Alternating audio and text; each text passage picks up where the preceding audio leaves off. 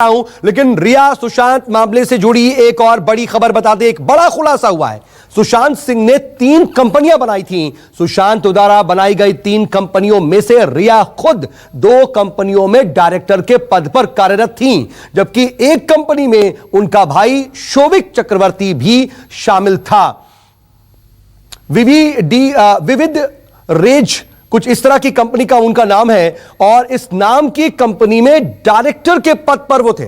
सूत्रों के अनुसार इन कंपनियों में सुशांत ने अपने जीवन भर की कमाई का एक बड़ा हिस्सा इन्वेस्टमेंट के तौर पर लगाया था, जबकि रिया चक्रवर्ती के इन कंपनियों में निवेश की गई रकम को लेकर संदेह बना हुआ है, जहां रिया से इस पूरे मामले पर पूछताछ होगी। दीपक दुबे मेरे साथ, मेरे सहयोगी मुंबई से जुड़े हुए हैं। दीपक, कई तरह की चीजें हैं, लेकिन सबसे पहले तो मैं इस वक्त की अपडेट आपसे जानना चाहूंगा कि एक तरफ गृह मंत्री बातचीत कर रहे हैं आला अधिकारियों से, दूसरी तरफ बिहार पुलिस भी वहां पर अपनी इन्वेस्टिगेशन को आगे बढ़ाने के प्रोसेस में आगे बढ़ रही है। क्या अभी अपडेट मिल पा रहा है इस पूरे मामले पर?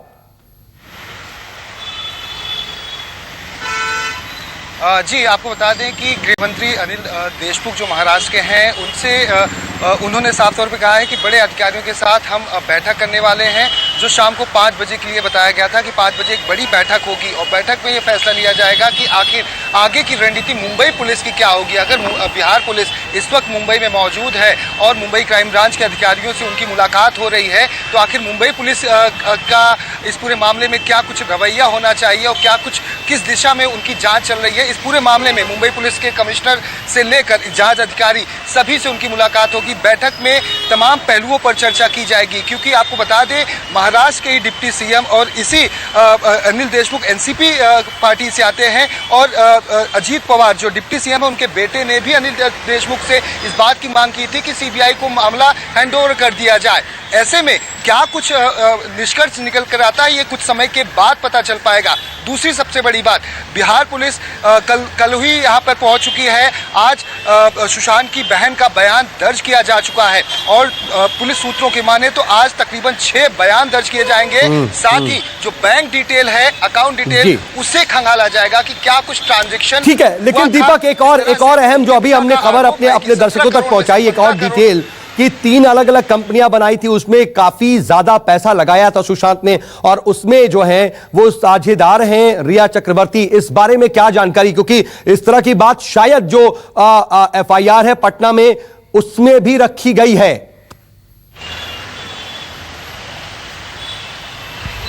जी, आपको बता दें कि इसमें से एक कंपनी है विविध रेज रियल्टी प्राइवेट लिमिटेड। ये कंपनी के बारे में जब हमने जानकारी इकट्ठा करनी शुरू की तो ये नवी मुंबई पनवेल में इसका ऑफिस है और इस कंपनी में आपको बता दें 3 डायरेक्टर हैं। शोभिक हैं जो रिया के भाई हैं और सुशांत हैं।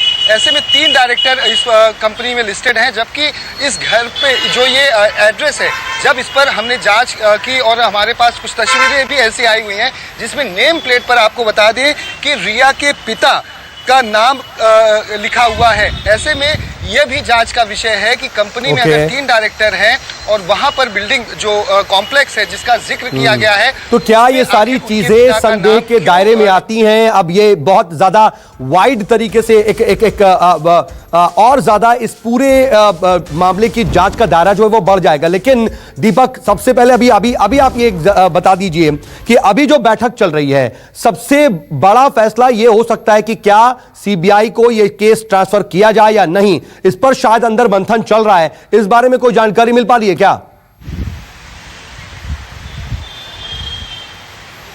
जी, बैठक चल रही है, लेकिन जिस तरह से आपको बता दें, सबसे महत्वपूर्ण कि अगर बिहार पुलिस कल से आई है और बिहार पुलिस जब मुंबई पुलिस के अधिकारियों से मिलने की कोशिश करती है तो कल उन्हें कहा जाता है कि आप कल आइए, क्योंकि देर शाम हो चुकी है। आज बिहार पुलिस की जो 4 लोगों की टीम थी, मुंबई क्राइम ब्रांच जो अंधेरी में स्थित है, वहां पर डीसीपी रैंक के अधिकारी हैं, वो उनसे अब तक नहीं मिले हैं और बिहार पुलिस की टीम को वहां से खाली हाथ वापस जाना पड़ा, जबकि ये एफआईआर से जुड़ी हुई बातों को साझा करना चाहते थे, मुंबई पुलिस से जानकारी इकट्ठा करना चाहते थे, क्योंकि ये जो नोडल एजेंसी है वो क्राइम ब्रांच है इस पूरे मामले में। अधिकारी का बिहार पुलिस से ना मिल पाना और शाम की 5 बजे बैठक गृहमंत्री के द्वारा बड़े अधिकारियों के साथ करना बहुत कुछ बयां कर रहा है कि कहीं ना कहीं भले नहीं, देखिए दीपक, इतना तो तय कि ये साल की सबसे बड़ी सुसाइड मिस्ट्री है और ये जो केस है उसका लेवल भी समझ में आ रहा है। और इस वक्त बिहार में इसी साल विधानसभा के चुनाव होने हैं, तो कहीं ना कहीं इसमें एक सियासी एंगल भी जुड़ता दिखाई दे रहा है, इसलिए यह केस और भी ज्यादा अहम कहीं ना कहीं होता दिखाई दे रहा है। इस पर आपसे और भी अपडेट के लिए मैं वापस लौटूंगा, लेकिन वक्त एक बहुत छोटे से ब्रेक का हो चला है, फौरन हाजिर होते हैं।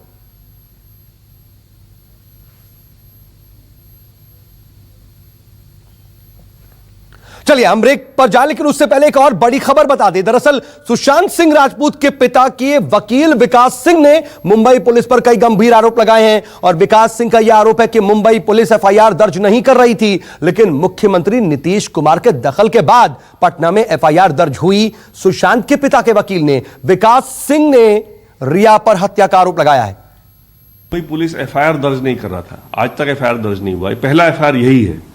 तीसरी बात यह है कि जब फैमिली को लगा और जब शोक से फैमिली निकली और जब देखा कि यह मुंबई पुलिस का रवैया, मुंबई पुलिस फैमिली पे प्रेशर डाल रही थी। पटना में भी जब हम गए एफआईआर दर्ज कराने के लिए तो पुलिस को प्रॉब्लम था एफआईआर दर्ज करने में।